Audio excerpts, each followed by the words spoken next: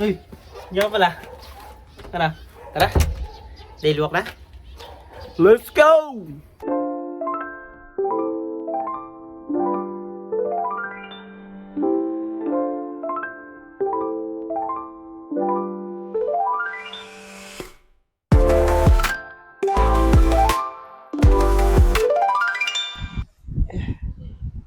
Diyan ka lang pala. Yo, what's up guys? Eto na nga tayo sa start ng ating daily talk, no? Nakalagpas na tayo dun sa medyo malakas ang ingay na part. Pero medyo mahangin, no? Sarap. So, yun na nga ang katanungan. Okay lang bang hingin yung social media account ng partner mo? Go! Hindi. Privacy yan eh. Okay lang. Sa akin. Okay lang sa akin. Okay. Okay lang din sa akin, no? So, yun na nga. Doon na nagtatapos. Lagyan mo ng depth yung sagot mo. Hindi yung parang sagot ng hindi nag-review. Okay nga lang. Kasi, ayun nga, wala naman kasi ako dapat, itago eh. Ano bang gagawin mo dun sa, social media? Ba't mo hingin? Pero parang, okay lang talaga. Kahit nga maiwanan kong bukas yung Facebook, okay lang. Eh, ba't parang may tinatago ka? Siyempre. Kunwari, reverse psychology ka lang, okay lang. Pero ayaw mo naman talaga. Joke lang. Ayos lang. Hindi, ayun nga, kidding aside guys. Sige, ito na, more in-depth. Ito kasi parang hindi na nag-review sa exam eh. So, Rico. Yan, tuloy. Inaamoy mo kasi ako. May pumatak na santol. Sa ganito ko. Inaamoy kasi ako. Sorry. Bilisan mo na, ang dami mo kasing tawa.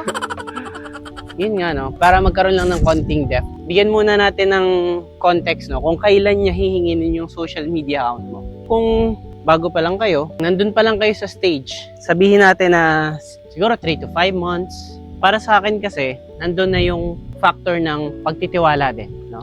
Kung ibibigay mo ba or hindi is actually depende dun sa dahilan din eh. Tulad nga nung sabi ni Babu, bakit mo ba gustong hingin yung social media account ng partner mo? Kasi yun nga eh, kanya-kanya ring factor sa tao kung doon sa allotted time na comfortable na siya na i-share yung mga bagay na sa kanya doon sa partner niya. Kasi yung social media, hindi natin mapagkakaila na syempre, personal account mo nga eh. So, parang parte siya nung buhay ng isang tao na ibibigay niya sa'yo o ipapaalam niya sa'yo with trust na syempre, ingatan mo yung account niya. Hindi lang naman kasi biro ngayon ang social media. Lalong-lalo na sa Facebook. Kasi doon na yung pagkakakilanlan mo minsan. Doon ka hinahanap. Doon, Transaction. mga transaction sa trabaho. Pwera na lang siguro kung meron ka ng mga madaming account. So when it comes to paghingi na ng personal account mo, ang indication yon most of the time, gusto mo makisigurado na wala siyang kachat na iba. Walang kalandian, walang third party. Yun lang din naman halos yung punot dulo kung bakit hinihingi mo yung social media account ng partner mo. Kung yun yung dahilan mo, bakit? Depende lang siguro kung may nagawa akong masama na parang kahina-hinala na kaya mo hihingin yung social media account ko is check mo talaga kung wala ba talagang kababalaghang nangyayari. Hindi ko naman sinasabi na hindi mo dapat ibigay kung yun yung pakay niya. Kasi kung wala ka naman tinatago, di go, di ba? Pero parang ang negative lang nung part na kailangan mong hingin yung social media niya para makasure na wala siyang ginagawang masama. Diba? Ikaw, anong masasabi mo? Bilang babae, para sa akin okay lang naman. Kasi di ba before, nung nagsisimula pa lang naman tayo, parang alam ko kasi yung password mo, gano'n.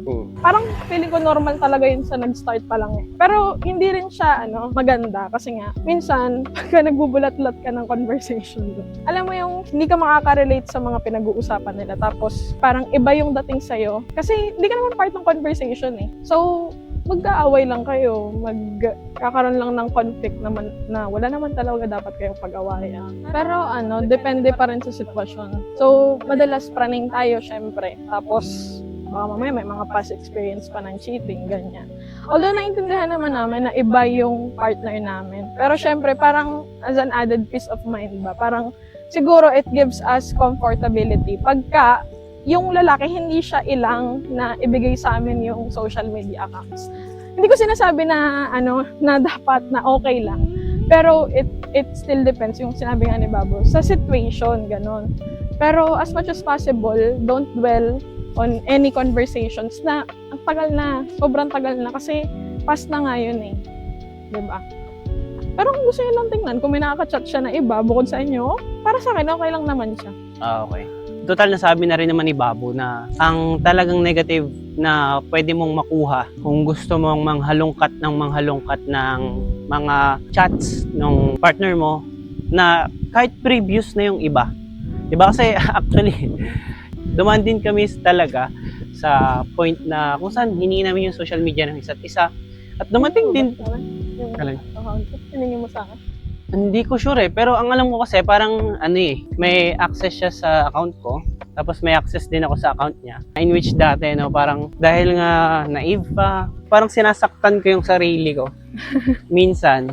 Hindi naman, sinasaktan ko yung sarili ko nung time na ganun yung ginagawa ko, no? Yung parang naghahanap ako nung nung mga kachat, ganun. Tapos, Matagal na. oo, matagal na. So, gagawa ka ng sarili mong problema. Ba't masasaktan yung sarili mo kasama mo naman yung partner mo ngayon? Kumbaga, kung may problema kayo, tapatin mo. Although meron, marami na rin na napatunayan na nahuli doon sa mga screenshot ng mga chat ng mga babae nila, kababae. Well, hindi ko naman kayo masisisi kasi nandun na kayo sa point na talagang iba na yung kutob mo. Kumbaga, nakutuban mo na parang may mali. Kumbaga, minsan hindi mo siya hiningi. Parang kusa lang siyang lumapit sa'yo na, makikita mo, parang, naiwan niyang bukas. Tapos, yun nga, di ba? Naiwan niyang bukas. Tapos may convo. Tapos, hindi siya cellphone mo. Cellphone niya mismo yung naiwan niya. So, hindi mo siya hiningi. Kusa lang lumapit sa'yo yung ebidensya. Kasi ako naniniwala ako, walang sikreto na hindi nabubunyag, lalo na yung masasamang sikreto. tama. So, yun nga. Ayun lang ang take ko. Hindi naman siya masama kung tama yung purpose mo nung paghingi. Doon sa mga hiningan, syempre, parang kaduda-duda naman kung hindi ka papayag. Not unless, given the fact na bago pa lang kayo. Maintindihan. Kahit sa akin, di ba? Kung nasa situation ako na bago pa lang yung relationship, hindi ko ipagkakatiwala yung social media ko kasi social media ko yun, di ba? Baka mamaya gaguhin ko lang. Oo. Sabihin, bading ako. Oh. Diba? Hindi ako bading, tol. Hindi, tsaka Diba? bukod kasi doon, pagka mahilig kayo magbulat na, may sinusurprise pala kayo. Oo, yun pa. Wala na yung surprise. Sayang. Imbis na sorpresa ka, In-spoil mo yung sarili mo. na-spoil mo yung sarili mo dahil gusto mong magtingin-tingin. Pero yun nga, sa lahat ng mga sinabi namin na opinion, it still depends on how you connect with your partner. Tama. Hindi, ako, okay lang sa'yo, hingin ko yung password mo. Password nga ng bangko ko, Ay, alam mo na eh. Di ba? Kasi pag nandun kayo sa stage namin, na password na ng bangko yung alam, Hindi nyo diba? nga alam yung Shopee, pin niya. isa nga, nagtatanong pa ako anong password nung bank account ko eh. Kasi nandun na kami sa stage na ganun. Wala na sa amin yung mga social media kasi darating na rin kayo nun lahat. Most of the time naman kasi talaga, sa una lang yung mga ganun-ganun na hindi nagbibigay. Kasi nga minsan, bukod sa totoo na may tinatago, yung iba hindi comfortable, which is maintindihan ko rin naman, 'di ba? Valid naman. So, Pero yun nga. kung hindi kayo at ease, yung parang meron kayong something na naramdaman, parang gusto nyo talagang malaman, ganyan. Kausapin nyo na maayos, kasi okay lang din naman na magtanong kayo ng password, ganyan.